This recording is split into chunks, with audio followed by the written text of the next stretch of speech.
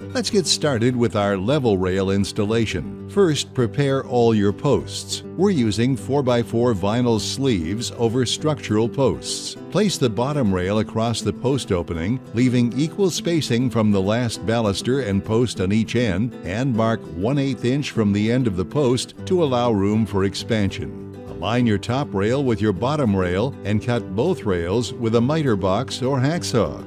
Keep in mind that you will need to cut through the vinyl and the aluminum insert within each rail.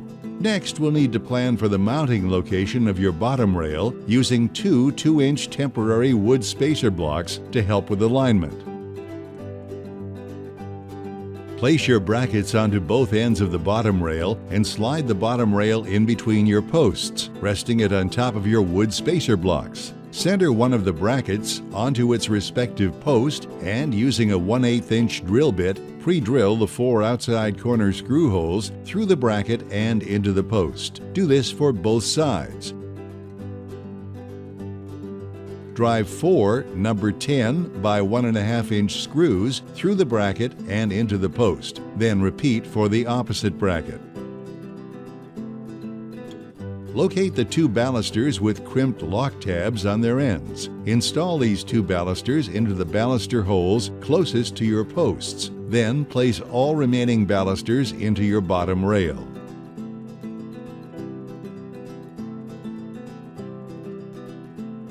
Begin at one side of the rail and align your first baluster with your first routed baluster hole on your top rail and gently snap your top rail into position. Then continue down the line and add your remaining balusters. If you're installing railing over the post, be sure the balusters are fully seated and the railing is level and centered to the post sleeve. Mark the side of the post at the same point where the top corner of the top rail intersects, then leaning the railing to the side and cut the posts to the length marked.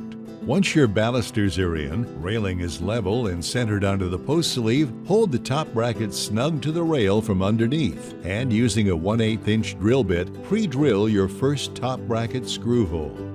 Then drill through the bracket hole, vinyl post sleeve and vinyl insert, and loosely install a number 10 by 1.5 inch screw. Pre-drill for the remaining 3 screws, then install and tighten all 4 screws. Do this for the remaining top bracket.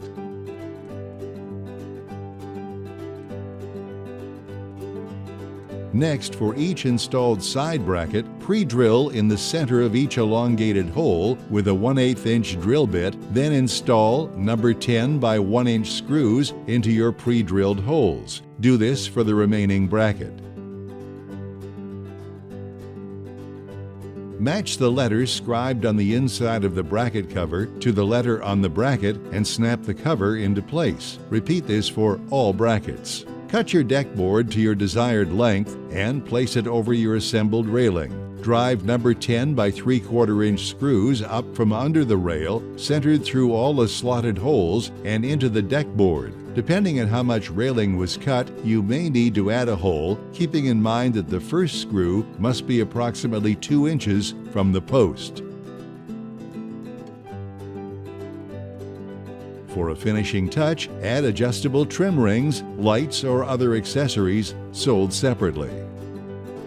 We've done a basic level rail application, so let's quickly tell you about installing Finyl Line on an angle. There are 2 methods you can use to install your Finyl Line decktop railing on an angle using pre-molded adapters for 22.5 degrees or 45 degrees or field-cut angle brackets. We're using the pre-molded adapters, but we'll briefly touch on the field-cut angle brackets later. To get started, using the posts that will have the adapters installed onto them, measure the distance between them using their inside corners. Subtract 3/4 of an inch from that distance to determine the length you will need to use to cut your top and bottom rails. If you're using 1-piece trim rings versus 4-piece adjustable, add them now. Assemble your railing section as we did in the previous level rail section, but this time you'll place the angle adapter between the brackets and posts. Then pre-drill, then use the longer 3-inch screws provided with adapters to connect to the post. Last are field cut angle brackets. Slide a top rail bracket over the railing ends. Measure your desired angle and cut your bracket and railing with the aluminum channel inside to that angle, maintaining a 4-inch or less space between your post and first baluster. Repeat this for the bottom rail and complete your installation as we did in the previous level rail section. Keep in mind the maximum cut angle should be no greater than 21.5 degrees to prevent bracket or rail from overhanging your 4x4 post. If your angle is more than 21.5 degrees, we recommend a larger post sleeve. The deck board, if installed post to post, will extend beyond the width of the post. Let's get started with our stair installation. First, prepare all your posts. We're using 4x4 vinyl sleeves over structural posts. Temporarily secure a deck board 1 1/4 inches to your stair treads to determine the spacing between the nose of the stairs and your bottom rail. Locate the 2 balusters with crimped lock tabs on their ends. Install those 2 balusters into the baluster holes closest to your posts. Then place all remaining balusters into your bottom rail. Add your top rail. You might need a second person to help with this one. There are 2 methods that you can use to install your Finyl Line T-top stair railing using pre-molded brackets or field-cut angle brackets. We're using the pre-molded brackets and will briefly touch on field-cut angle brackets later.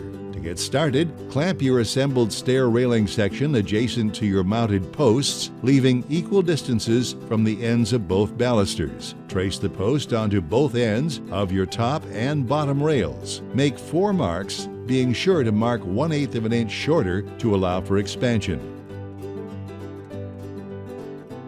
Remove your clamped stair kit from your posts. Cut along all 4 angled marks on your railing. Then place your brackets onto the rail ends and place the rail back into place. Make sure that the bracket is centered to the post. Using a 1/8 inch drill bit, pre-drill the first bottom bracket screw through the bracket hole in post using one of the 4 outside corner holes. Drive the first number 10 by 1.5 inch screw through the bottom brackets and into post. Repeat this for the remaining screws and second bottom bracket.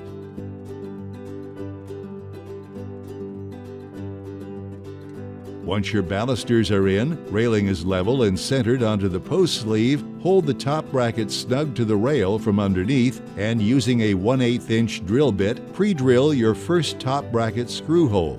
Then, drill through the bracket hole, vinyl post sleeve and vinyl insert, and loosely install a number 10 by 1.5 inch screw. Do this for the 3 remaining screws. Tighten your screws and repeat this for your other top bracket. Next, for each installed side bracket, pre-drill into the center of each elongated hole with a 1/8 inch drill bit, then install number 10 by 1 inch screws into your pre-drilled holes. Repeat this for all brackets.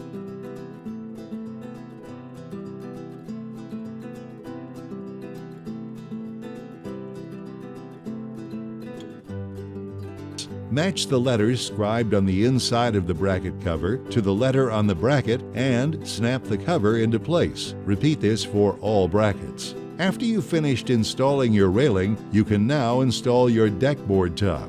Simply cut your deck board to your desired length and place over the railing, making sure that the ends of the deck boards are beveled to fit flush to the posts. Next, drive number 10 by 3/4 inch screws up from under rail centered through slotted holes and into the deck board. Repeat this for all holes. For a finishing touch, add adjustable trim rings, lights, or other accessories sold separately.